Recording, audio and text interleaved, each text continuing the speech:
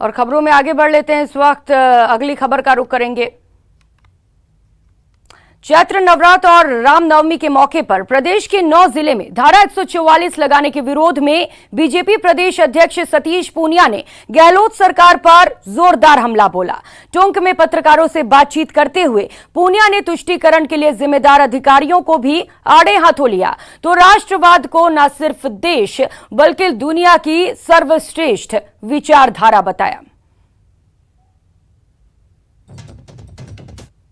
स्वीकार्यता है, वो राष्ट्रवाद का विचार है, अपनी जमीन का, अपनी माटी का विचार है। कांग्रेस ने इस विचार को कभी अपनाया नहीं। कांग्रेस को सत्ता की भूख थी, इसलिए देश का विभाजन करवाया, सत्ता पे काबिज रही, आपातकाल लगाया, अनुच्छेद 356 का दुरुपयोग किया और श्री राम जन्मभूमि में अड़चन पैदा की, कश्मीर में 370 खत्म नहीं की। और जब देश बदलने लगा तो एक ध्रुवीकरण हुआ और उसके कारण कांग्रेस पार्टी पूरे कश्मीर से कन्याकुमारी तक और कच्छ से लेकर कोहिमा तक नक्शे से गायब हो गई कि 9 जिलों में 144 लगाई और उसमें ये और कहा है कि कोई धार्मिक नारे नहीं लगा सकता, धार्मिक चिन्ह का उपयोग नहीं कर सकता। तो ये भारत है, राम की धरती है, भारत माता की धरती है, यहाँ नारे भी लगेंगे, चिन्ह का प्रयोग भी होगा। इसलिए अशोक गहलोत की कोई ताकत नहीं है कि जो 144 लगाकर लोगों की भावनाओं को रोक सके। तुष्टीकरण के नाम पर इस समाज में भेद पैदा करने की कोशिश की तो वो तमाम लोग जो इस तरीके के राजस्थान की शांति को भंग करना चाहते हैं, राजस्थान की तरक्की को रोके बैठे हैं, भ्रष्टाचार का जिन्होंने पहाड़ खड़ा किया, तो वो सब लोग दोषी हैं, उनको निश्चित रूप से दंड मिलेगा ही। पर जहां बीजेपी कांग्रेस पर तुष्टीकरण का आरोप लगा रही है, वहीं कांग्रेस सरकार में खाद्य और नागरिक आपूर्ति मंत्री प्रताप सिंह खाचरियावास ने आज रामनवमी पर अपने सरकारी आवास पर राम दरबार सजाया। खाचरियावास ने केसरिया साफा पहनकर परिजनों संग भगवान राम की पूजा अर्चना की। इस मौके पर उन्होंने कहा, राम सबके हैं, बीजेपी वोटों के लिए राम का नाम का इस्तेमाल कर रही है। उन्होंने स्वयं को राम का वंशज भी बताया। प्रदेश के कई शहरों में धारा 144 लगाने के मुद्दे पर उन्होंने कहा, आरएसएस जैसे शरारती तत्वों को लेकर धारा 144 लगानी पड़ी है।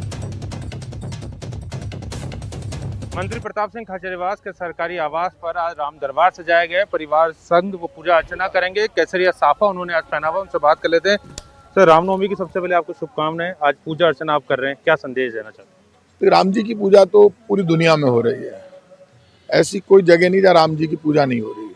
सब जगह राम जी की पूजा हो रही है। भगवान राम तो पूरे ब्रह्मांड का कल्याण करते हैं, सब जीव जंतुओं का कल्याण करते हैं। राम राज्य का अर्थ है जन कल्याण और विकास। जहाँ जन कल्याण और विकास होगा वहाँ राम राज्य होगा। हर जीव के कल्याण की भावना भगवान राम को मानने वाले लोग रखते हैं। हमारी सबकी जिम्मेदारी है हम जाति और धर्म से ऊपर उठकर राम के सिद्धांत पर चलें। मंदिर, मस्जिद, गिरजाघर, गुरुद्वारा सब माने अपने अपने धर्म को। तो भगवान राम का नाम कल्याण है। और भगवान राम का भजन गाते थे महात्मा गांधी, जो ये हमेशा कहते थे, चाहे गीता चाहे कुरान सब में बसते राजा राम, ईश्वर अल्लाह तेरो नाम, सबको सन्मति दे भगवान। जहाँ कल्याण हो, जहाँ मर्यादा हो, जहाँ प्यार हो, सच्चाई हो, ईमानदारी हो, वहीं भगवान राम होते हैं। बीजेपी तुष्टीकरण का आरोप लगा रही, कह रही रामनवमी जैसे पर्व पे धारा 144 लगाना, केवल हिंदुओं के जो त्योहार है उसी पे धारा 144 लगाना। कांग्रेस धारा 144 राम जी की यात्रा जयपुर में भी निकलेगी, पूरे राजस्थान में निकल रही है, पूरे देश में निकलेगी। धारा 144 इसलिए लगाई गई है कि जो बिना परमिशन के जुलूस निकालते हैं शरारती तत्व है, जिसमें आरएसएस बीजेपी के लोग और हिस्ट्री सीटर्स मिले हुए हैं, और प्लांट वे में जो जाकर दंगा फसाद करवाते हैं, कहीं भी गली में घुस जाते हैं, दंगा फसाद करके वो तो भाग जाते हैं और वहाँ नुकसान हो जाता है, वहाँ हिंदू मुसलमान सब रहते हैं। ऐसे लोगों को, शरारती तत्वों को कंट्रोल करने के लिए 144 पहली बार नहीं लगी है, बीजेपी के राज में भी हर बार लगी है, बहुत लगी है। तो ये तो राजधर्म है, वो लगानी पड़ती है। लेकिन आज सब जगह राम जी की यात्राएं निकल रही हैं, कहीं भी राम जी की यात्रा नहीं रुक रही। इस पूजा अर्चना के माध्यम से संदेश देना चाहते हैं कि रामनवमी पर राम सबके हैं, राम के नाम पर राजनीति करने से अब बाज आना चाहिए। सचिन कुमार, न्यूज़ 18, जयपुर। चुनाव से 1.5 साल